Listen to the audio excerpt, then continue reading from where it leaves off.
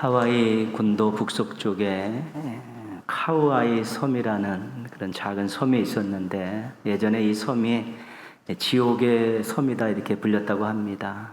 왜냐하면 대다수의 그 주민들이 범죄자, 또 알코올 중독자, 또 이런 사람들로 구성이 되어 있었다는 것이죠. 그래서 그 열악한 환경 속에서 청소년들이, 자녀들이 자라고 있었는데, 학자들이 그 섬에 대해서 호기심을 갖고 연구를 진행했습니다. 연구를 진행하면서 1955년생 신생아 833명을 30년 동안 그 성장 과정을 이제 체크한 것입니다. 그런데 이 학자들이 이 프로젝트를 진행하면서 이런 마음들을 가졌다고 합니다. 좋지 않은 환경에서 자란 아이들이 인생에 잘 적응하지 못해서 정상적인 삶을 살지 못할 것이다, 이런 마음을 가지고 이런 예견을 하면서 이제 이 연구를 진행을 했는데, 놀라운 결과가 나왔습니다. 그 3분의 1에 해당하는 학생들이 좋은 환경에서 자란 아이들보다 훨씬 더 성적도 좋고 사회 진출도 원만하게 잘하고 적응을 했다는 것입니다. 그래서 어려운 환경인데, 열악한 환경인데 아이들이 어떻게 잘 자랄 수 있을까?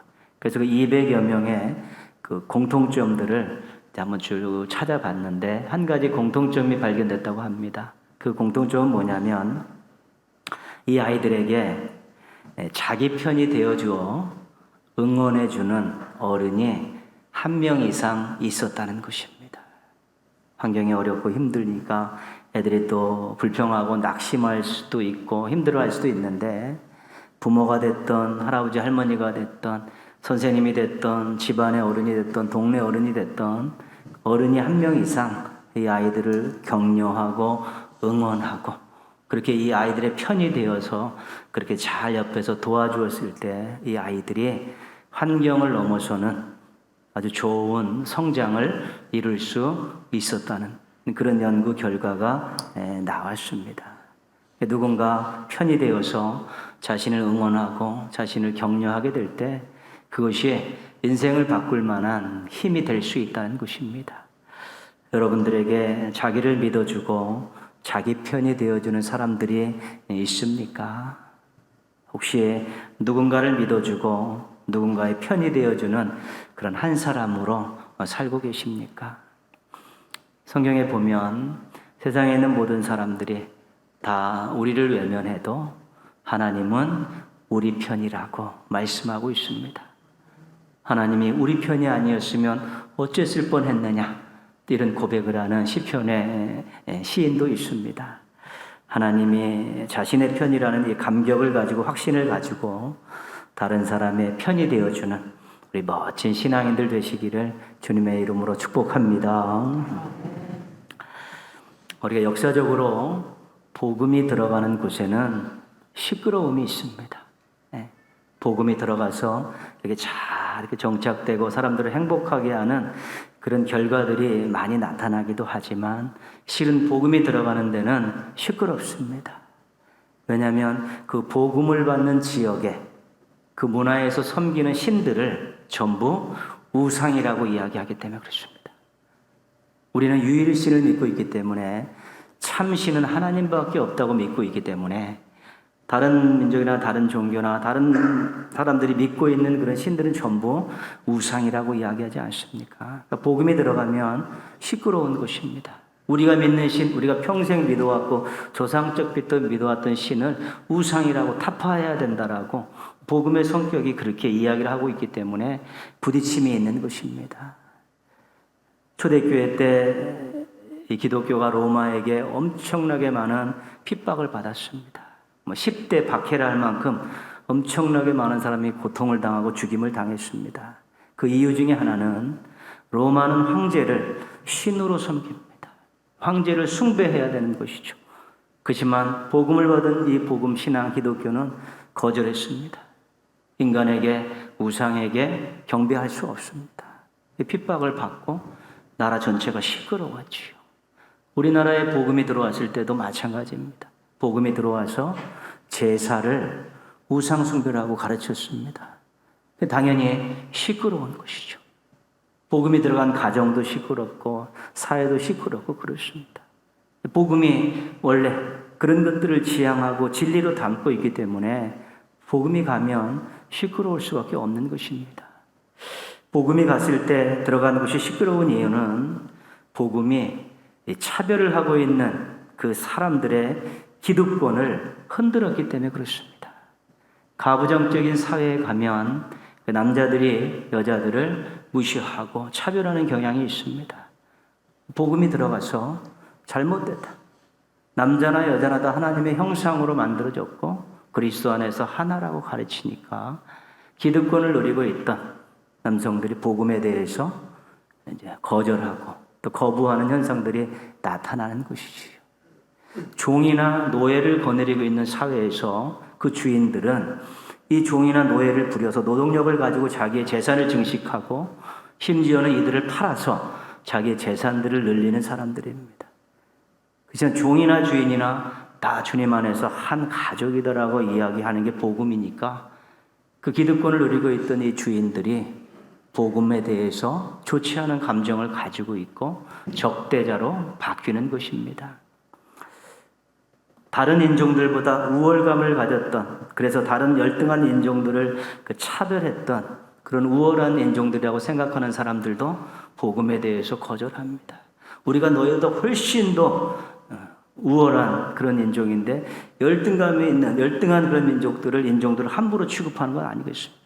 그러나 하나님께서 모든 민족을 다 만드셨고 그 인종들은 다 그리스도 안에서 하나라고 가르치니까 그들이 복음에 대해서 당연히 적대감을 가질 수밖에 없는 것입니다.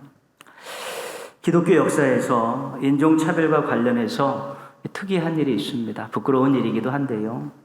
아프리카 흑인들을 노예로 삼고 잡아다가 매매하고 함부로 폭행하고 심지어는 죽이기까지 하는 그런 일들이 엄청나게 많이 일어났습니다. 그 아프리카 흑인들을 그렇게 짐승 취급했던 사람들이 백인들입니다. 근데 그 백인들은 복음을 받은 사람들입니다. 개신교 신자들입니다.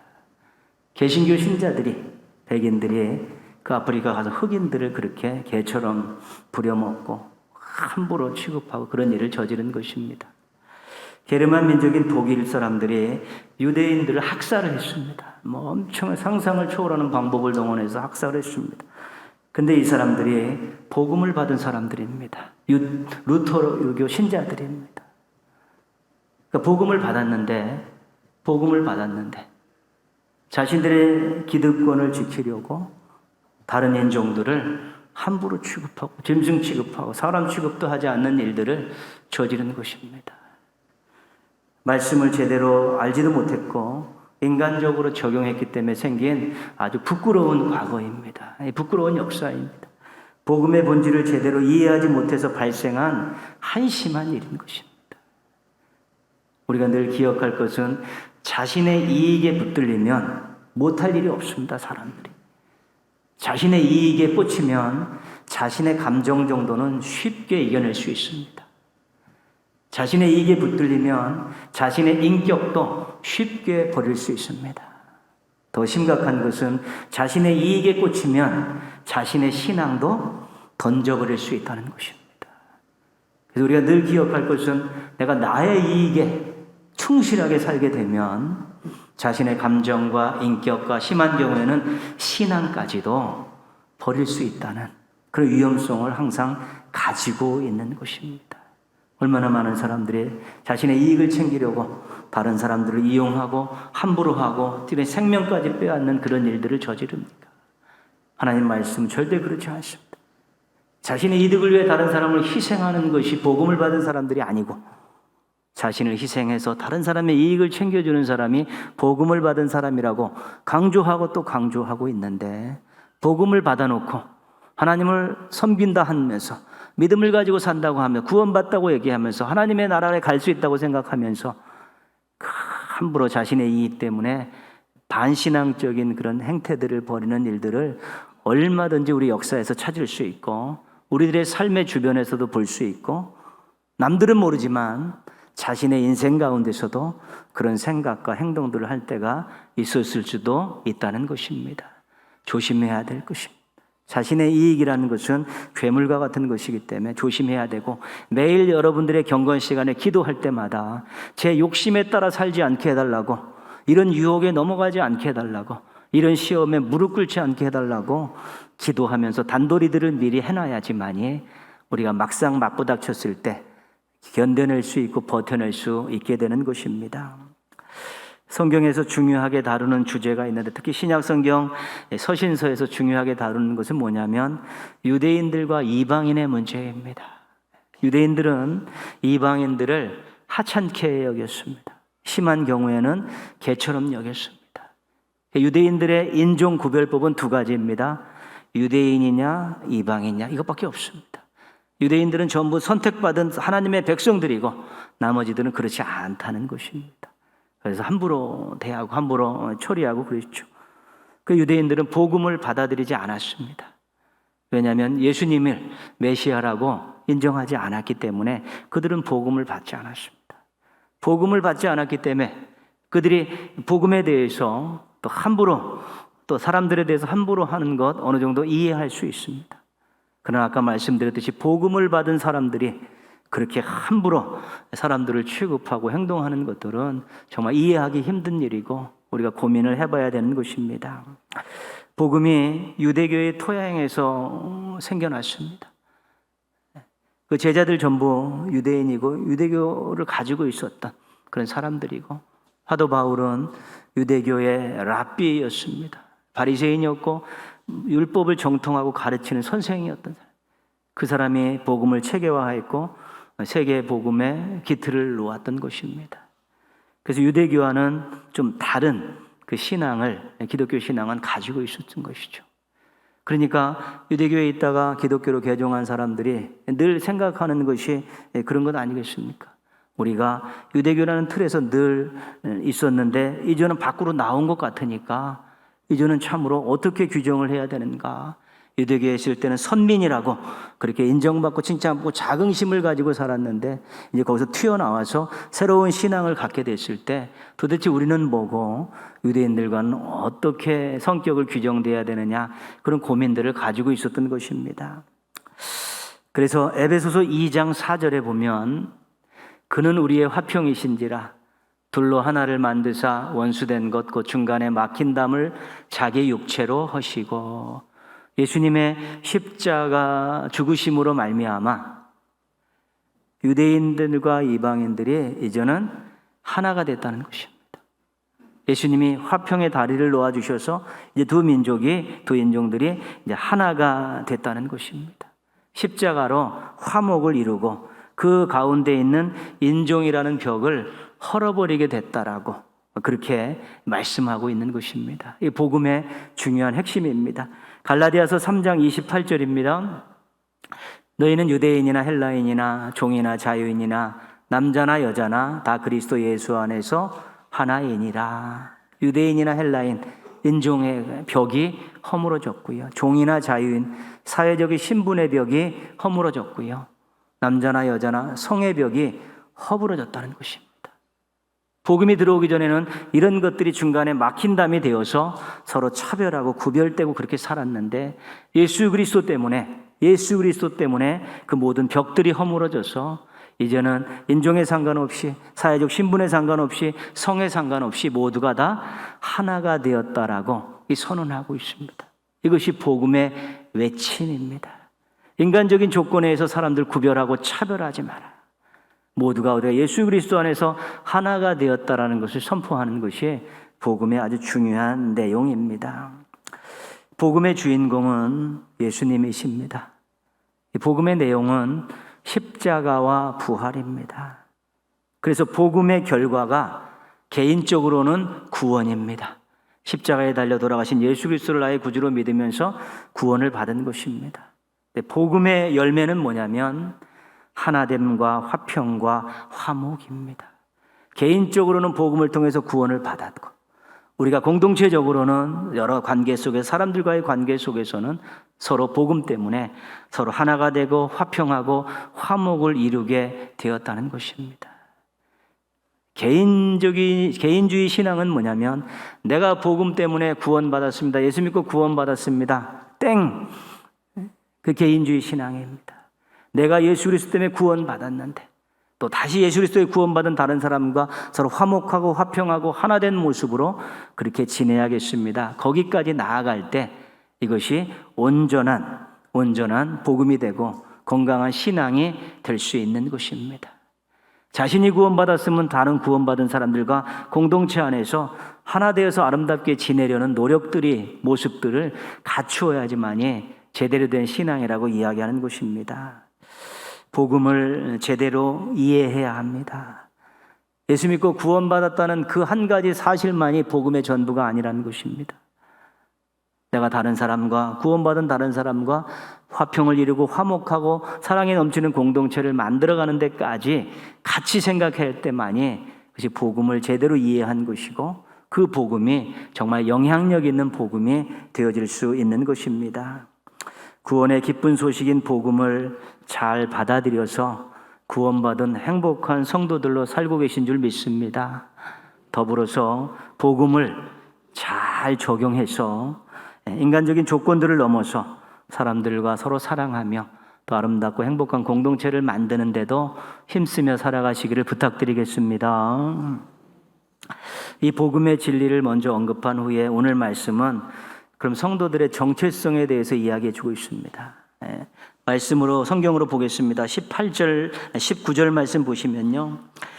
그러므로 이제부터 너희는 외인도 아니요 나그네도 아니요. 그들이 유대교에서부터 나왔기 때문에 외인은 그 울타리 안에 있는 기득권이 없는 사람들입니다. 나그네는 그 울타리 안에 어떤 자기의 거처나 권리가 없는 사람입니다. 아무런 상관이 없는 사람이죠. 너희들이 그렇게 박탈감을 가지고 살고 있느냐? 그러지 말라는 것입니다. 그러면서 19장 뒷부분에 오직 성도들과 동일한 시민이요 하나님의 권속이라. 너희는 그런 하나의 종교의 울타리 바깥으로 나와 있는 그것이 안 됐고 비참하다고 생각하지만 너희들 그렇지 않다. 너희들은 하나님 나라의 백성이고 하나님의 권속이다. 하나님의 가족이다. 그렇게 선언을 하고 있는 것입니다. 복음의 중요한 내용 가운데 한 가지는 죄인인 우리들이 하나님의 자녀가 되었다는 것이고 죄인인 우리들이 하나님의 가족이 되었다는 것이 복음에 있어서 아주 중요한 내용 아니겠습니까? 우리가 잘 알고 있는 그 요한복음 1장 12절입니다. 영접하는 자 곧 그 이름을 믿는 자들에게는 하나님의 자녀가 되는 권세를 주셨으니 이 말씀은 감격적인 말씀입니다. 죄인인 내가 하나님을 자녀가 되었다. 하나님의 자녀가 되었다고. 하나님을 아버지라고 부르게 되었다는 것입니다. 정말 자신이 얼마나 미미한 존재이고 부족한 사람이고 죄와 악으로 가득 차 있고 추한 존재라는 것을 알면 알수록 그런 나를 예수 그리스도를 통해서 하나님의 자녀로 삼아주셨다는 이것에 대한 감격이 더 클 수밖에 없는 것입니다. 하나님을 아버지라 부를 수 있는 하나님의 자녀가 되었다는 것만큼 파격적인 은혜는 없습니다. 그것과 같은 큰 선물은 없는 것입니다.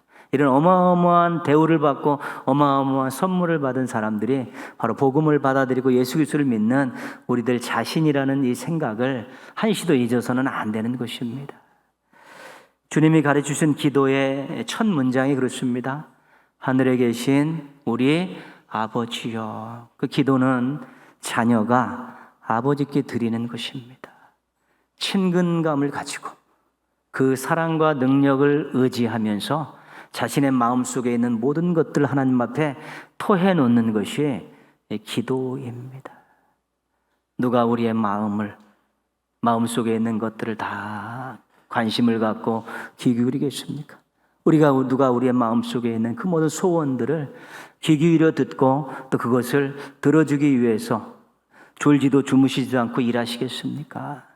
하나님이 우리 아버지시기 때문에 우리가 하나님의 자녀이기 때문에 그런 엄청난 일들이 일어나는 것입니다. 우리가 하나님을 아버지로 모시는 가족이 되었을 때 그러면 다른 하나님을 아버지로 모시는 다른 자녀들이 있지 않습니까? 그것을 생각할 수 있어야 되는 것입니다. 히브리서 2장 11절 한번 보시면요. 거룩하게 하시는 이와 거룩하게 하시는 이는 예수님이십니다. 거룩함을 받은 자들이 거룩함을 받은 자들은 예수님을 믿고 구원받은 우리들입니다. 다 한 근원에서 난지라. 하나님께로부터 다 났다는 것입니다.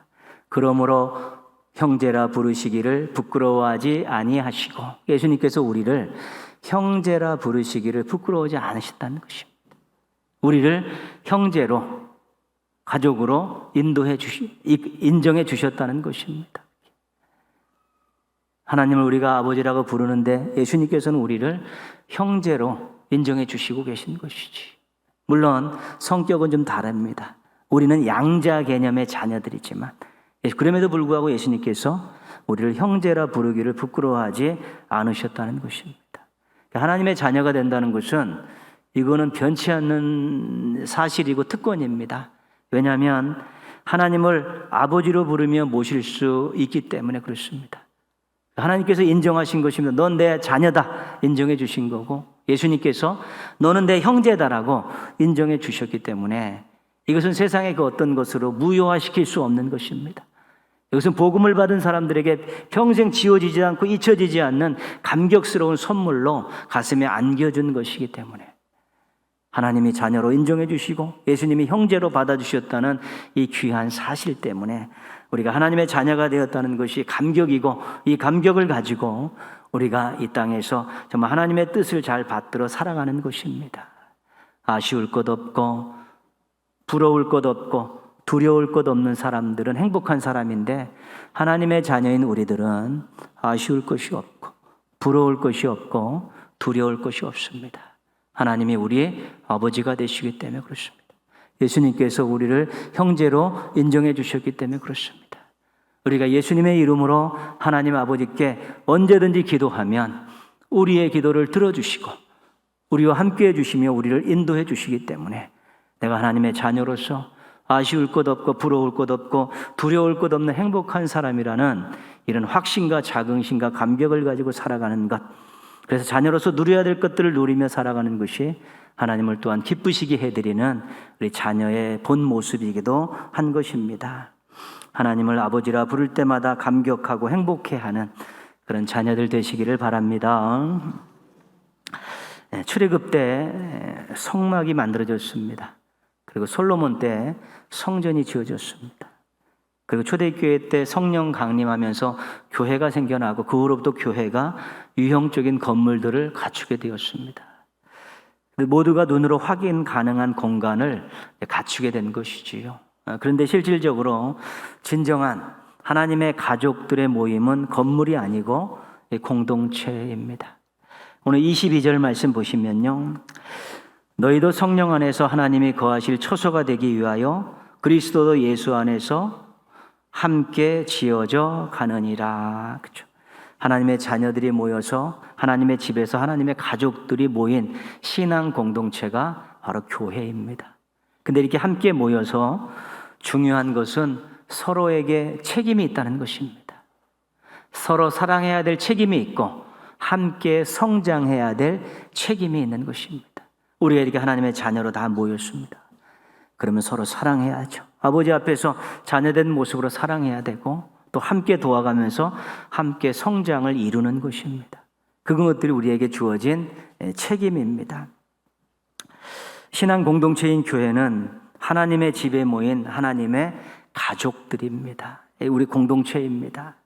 신앙 공동체인 교회에서 무관심은 허물입니다. 우리가 육신의 가족들이 모인 가정 안에서 가족들이 전부 다 관심도 없고 뭐 자기 일에 바빠가지고 막 이래 살면 뭐 그거 얼마나 행복하겠습니까? 신앙 공동체인 교회에서 싸움은 죄입니다. 죄. 사랑하고 함께 성장해도 시원치 않을 판에 서로 반목하고 대립하는 그런 일들은 하나님 앞에 정말 부끄러운 일입니다. 신앙 공동체인 교회에서 분열은 정말 최악입니다. 몸들을 다 찢어가지고 각자 다 찢어가지고 같이 이렇게 따로따로 존재하는 그 분열만큼 큰 허물은 없는 것입니다. 우리가 코로나19 이후에 교회가 생명력을 찾고자 지금 노력하고 있습니다. 각 교회마다 고민입니다. 다 흩어졌습니다. 마음도 발걸음도 다 흩어졌는데 앞으로 어떻게 하면 다시 교회다운 교회를 다시 세워갈 수 있을까가 고민인데 생명력이 있어야 되는 것이죠. 근데 생명력이 건물에서 나오지 않습니다. 장비에서 나오지 않습니다. 재정에서 나오지 않습니다. 프로그램에서 나오지 않습니다. 생명력은 오직 하나님의 가족들로부터 나오게 되어 있는 것입니다. 우리로부터 생명력이 나오는 것이지 어떤 외부적인 조건에 의해서 교회가 생명력을 회복하는 것이 아니라는 것입니다.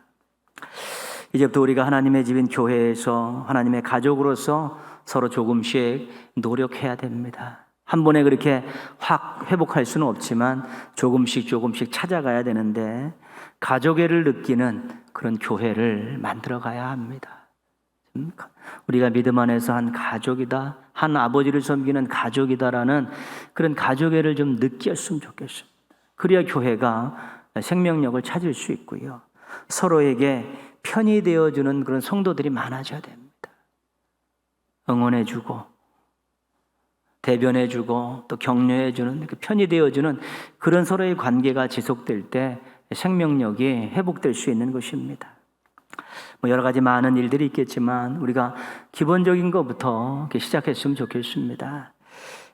자리가 중요합니다. 예배는 자리의 혁명이 있기 전에는 생명력을 찾기가 어렵습니다.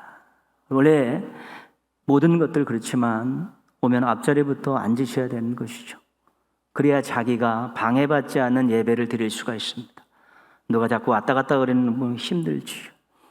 그리고 매일 그렇게 앉다 보면 자기의 옆자리에 있는 사람들이 매번 바뀌게 되어 있습니다. 그러면 인사 한번 하고 통성명 한번 하고 그러면서 서로 관심들을 표방하는 것입니다. 매일 그 자리에서 똑같은 사람하고 1년 352주 그렇게 예배를 드린 주변 사람들은 전혀 관심이 없습니다. 인사하는 일도 없습니다. 그래 되면 거기서는 절대로 생명력이 나타나지 않습니다. 형제가 연합하여 동거하며 어찌 그리 선하고 아름다운 거, 이거는 설교 때마다 내가 늘 앞으로 해야 될 이야기인데요.